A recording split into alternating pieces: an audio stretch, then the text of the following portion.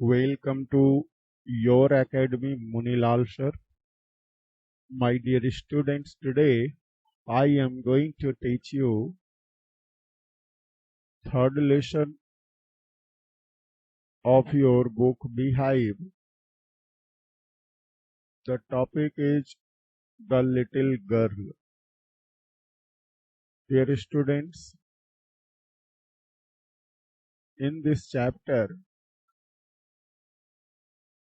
we will see how a little girl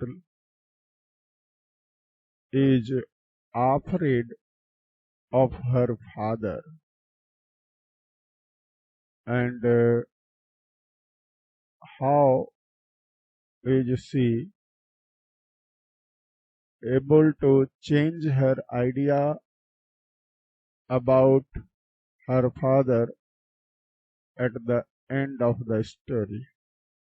So let's start the explanation in Hindi. तो my dear students, आप लोग अपने सामने pen and paper अवश्य रखें, क्योंकि जब हम टेक्स्ट को पढ़ेंगे तो कुछ न्यू वर्ड्स आते हैं जिनका आपको हिंदी मीनिंग मैं बताऊंगा, आप उसे नोट डाउन कर लें। तो चलिए शुरू करते हैं। To the little girl, he was a figure to be feared and avoided. देखिए फर्स्ट लाइन ही यहाँ पर बता रही है कि वह जो लिटिल गर्ल थी, उस लिटिल गर्ल के लिए ही मीन्स उसके पापा। डियर स्टूडेंट्स, यहाँ जो केजिया है, ठीक है, एक्चुअली वही लिटिल गर्ल है। अर्थात लिटिल गर्ल का रियल नेम मैं आपको बता देता हूँ कि केजिया है यहाँ पर। ठीक है, तो ये लिटिल गर्ल के लिए उनके पापा जो हैं एक ऐसी फिगर है, एक ऐसी तस्वीर है, ठीक है, to be feared and avoided, जिससे केजिया डरती है और अवॉइड करती है, उससे दूर रहना पसंद करती है। Every morning before going to work, he came into her room and gave her casual kiss, to which she responded with goodbye father. देखिए डियर स्टूडेंट्स, डरने का कुछ रीजन भी है यहाँ पर। क्या रीजन है कि प्रतिदिन, एवरी मॉर्निंग यानी प्रतिदिन सुबह वर्क पे जाने से पहले, यानी काम पर जाने से पहले, ही केम इनटू हर रूम, यानी उनके पापा जी केजिया के कमरे में आते and gave her a casual किस, और उसे अचानक चूम लेते थे। कैजुअल मतलब अचानक सा, आकस्मिक। ठीक है, तो टू व्हिच शी रिस्पोंडेड, इस किस के बदले केजिया कैसे रिस्पोंड करती थी, इसकी प्रतिक्रिया कैसे देती थी वह, तो पापा को कहती थी goodbye father, goodbye पापा। And oh, there was a glad sense of relief when she heard the noise of the carriage growing fainter and fainter down the long road. और केजिया तब मन ही मन खुशी या कहिए राहत की सांस लेती। ठीक है, oh there was a glad sense of relief. Sense of relief मतलब राहत की सांस लेना यहाँ पर। ठीक है, यानी राहत महसूस करती वह कब, जब केजिया के पापा की गाड़ी, कैरेज, कैरेज मीन्स गाड़ी, कार वगैरह जो भी हो, उसकी आवाज जब नॉइज उसकी जैसे जैसे कम होती जाती, फेंटर मतलब कम और कम, ठीक है, कम से कम जैसे ही गाड़ी जो है पापा की रोड की तरफ चली जाती तो आवाज उसकी क्या होती थी, कम हो जाती थी। तो जैसे जैसे गाड़ी की आवाज धीमी होती जाती थी, केजिया राहत महसूस करने लगती थी। In the evening when he came home, she stood near the staircase and heard his loud voice in the hall. Dear students, अब देखिए ये तो सुबह सुबह की बात थी ना, काम पे जा रहे थे पापा। अब शाम हो गई, पापा घर आते हैं तो क्या होता है, ठीक है, when he came home, जब वे घर आते थे, she stood near the staircase, तो केजिया स्टेयर केस के पास खड़ी हो जाती थी। स्टेयर केस कहते हैं सीढ़ी को, ठीक है, आपके मकान में जो सीढ़ी होती है ना उसको स्टेयर केस कहते हैं। And heard his loud voice, तो सीढ़ी के पास खड़ी होकर पापा की लाउड वॉइस यानी तेज आवाज को सुनती थी। इन द हॉल, यानी पापा उसके कहाँ रहते थे, आकर के हॉल में, बड़ा कमरा को हॉल कहते हैं। तो हॉल से तेज आवाज आती थी पापा की, वह सुनती थी केजिया कहाँ खड़ी होकर के, सीढ़ी के पास। अब देखो पापा क्या क्या कह रहे हैं। Bring my T into the drawing room, hasn't the paper come yet. देखिए पापा पुकार रहे हैं हॉल से, bring my T into the drawing room, मेरी चाय ड्राइंग रूम में यानी बैठक कक्ष में ला कर दो। Hasn't the paper come yet, paper अभी नहीं आया है क्या। Mother go and see if my papers out there and bring me my slippers. माँ जाकर देखो तो क्या मेरे अखबार बाहर में हैं, and bring me my slippers, और मुझे मेरे चप्पल ला करके दो। ये अपनी माँ को पापा कह रहे थे, यानी केजिया की दादी को ये कहते थे, आदेश देते थे एक तरह से कहिए। तब अब आते हैं पैराग्राफ नंबर 2 पर। Kezia mother would call to her, अब माँ उसको पुकार लगाती थी, आवाज लगाती थी, Kezia if you are a good girl you can come down and take off father's boots, तुम यदि अच्छी बेटी हो, अच्छी लड़की हो तो नीचे आकर क्या करो, टेक ऑफ फादर्स बूट्स, पापा के जूते उतारो, ठीक है, ये माँ उनको आदेश देती।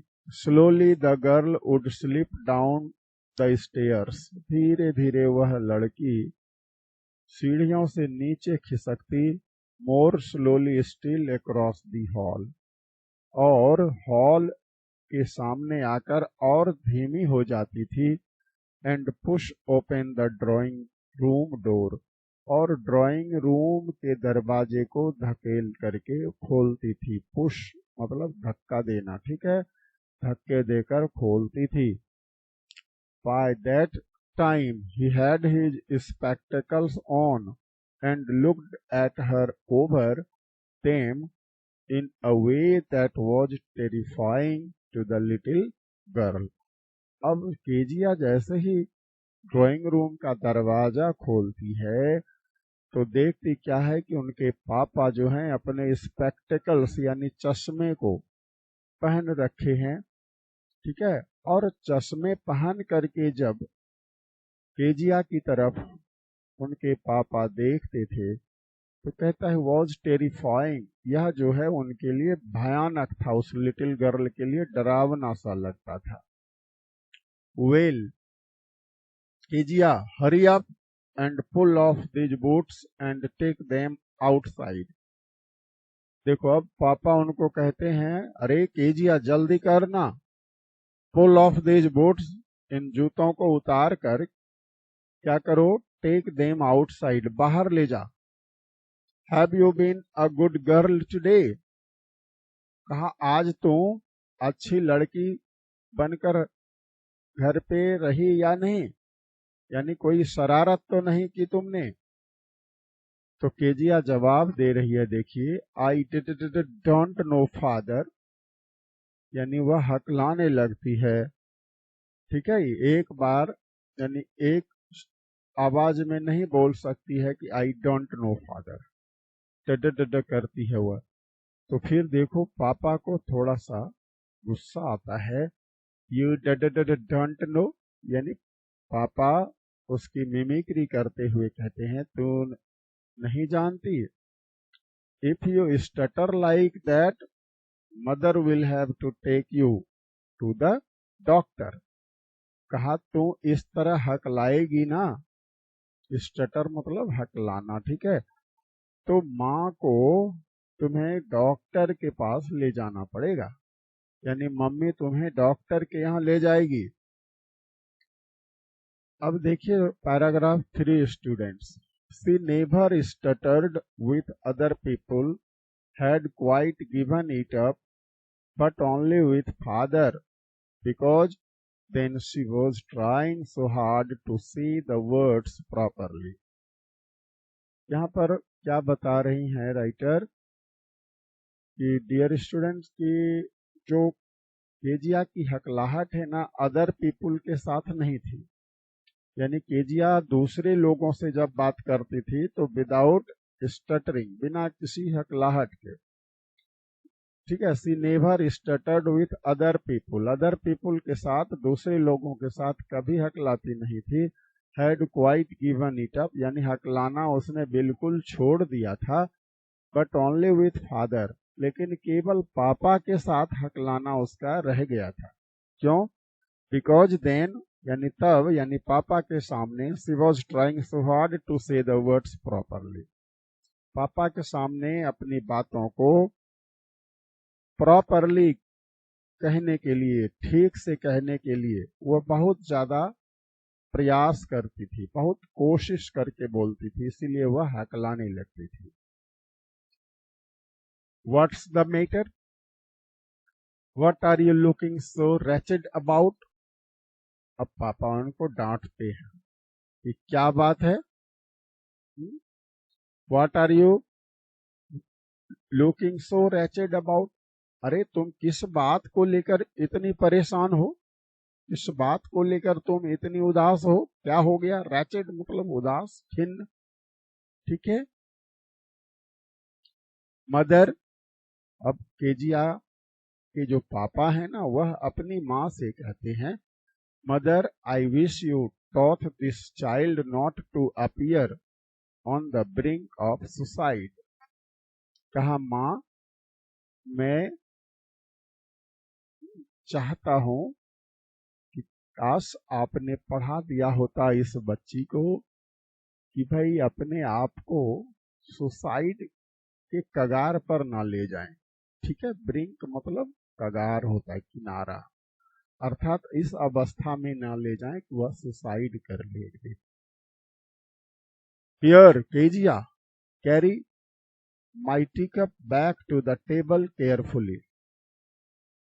ठीक है, अब क्या कहती है, कहते हैं उनके पापा, केजिया मेरी चाय की प्याली ले लो, back to the table carefully, और कहा इसको वापस टेबल पर ठीक से रखो, केयरफुली सावधानी से, यानी प्याली टूटे नहीं. He was so big, his hands and his neck, specially his mouth when he yawned. अब केजिया के लिए उनके पापा बहुत बड़े नजर आते थे, उनके हाथ, उनकी गर्दन सब बड़ी बड़ी थी, और खास करके उनका माउथ, जब वे यौन करते थे, यौन मतलब जम्हाई लेना, हाफी लेना. ठीक है. Thinking about him alone was like thinking about a giant. अब यहाँ पर देखो, राइटर कह रहे हैं कि केजिया जब अपने पापा के बारे में अकेले कभी सोचती थी तो उनको लगता था कि उनके पापा कोई जायंट हो। जायंट, जायंट मीन्स डेविल, राक्षस होता है। ठीक है, तो डियर स्टूडेंट्स, आज का वीडियो मैं यहीं स्टॉप करता हूँ। नेक्स्ट वीडियो में मैं ये जो पैराग्राफ नंबर 4 है यहाँ से एक्सप्लेनेशन जारी रखूंगा। तो आज इतना ही। Thank you. जय हिंद, जय भारत।